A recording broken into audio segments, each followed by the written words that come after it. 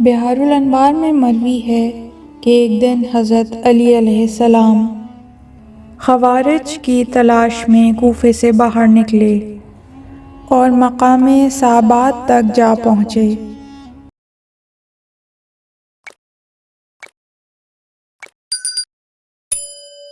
وہاں ایک شخص آپ کے پاس آیا اور عرض کی، مولا میں آپ کے شیعوں میں سے ہوں، میرا ایک انتہائی پیارا بھائی تھا۔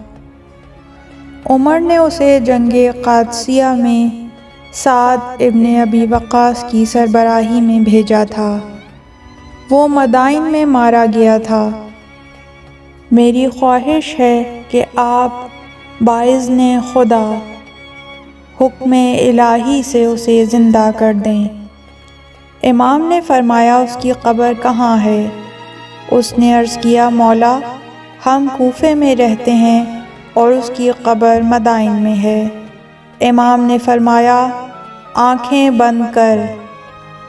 وہ کہتا ہے کہ میں نے آنکھیں بند کیں۔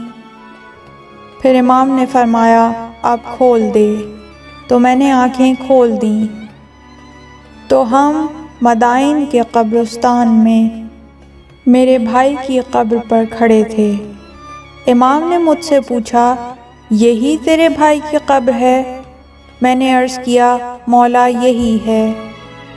امام نے تلوار کی نوک قبر پر رکھی اور فرمایا، قم باذن اللہ۔ قبر میں شگاف ہوا اور اس کا بھائی باہر نکل آیا۔ جب بھائی نے اس سے بات کی تو اس نے ایسا جواب دیا جسے وہ نہ سمجھ سکا۔ امام علی علیہ السلام نے پوچھا، بندہ خدا، تو عرب تھا، تیری زبان کیوں غیر عرب ہو گئی؟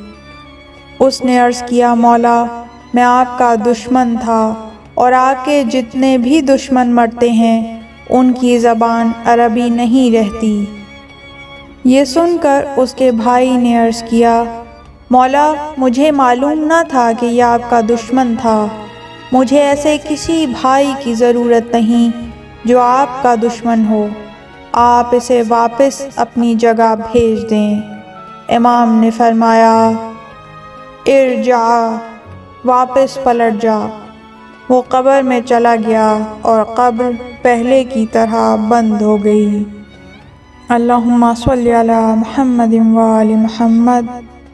پروردگار محمد اور ان کی پاک آل پر رحمت نازل فرما اور ہمارا شمار شیعان علی ابن ابی طالب میں کرنا اور ہمیں علی ابن ابی طالب کے ساتھ محشور کرنا اور بہشت میں بھی علی ابن ابی طالب کا ساتھ نصیب فرمانا۔ اس طرح کی مزید تحقیقی، علمی اور تاریخی ویڈیوز دیکھنے کے لیے چینل کو سبسکرائب کیجیے اور بیل آئیکن پہ کلک کیجیے۔ ویڈیو کو لائک کریں اور کامنٹس کے ذریعے بتائیے کہ آپ کو ویڈیو کیسی لگی۔ اگلی ویڈیو تک کے لیے خدا نگہدار۔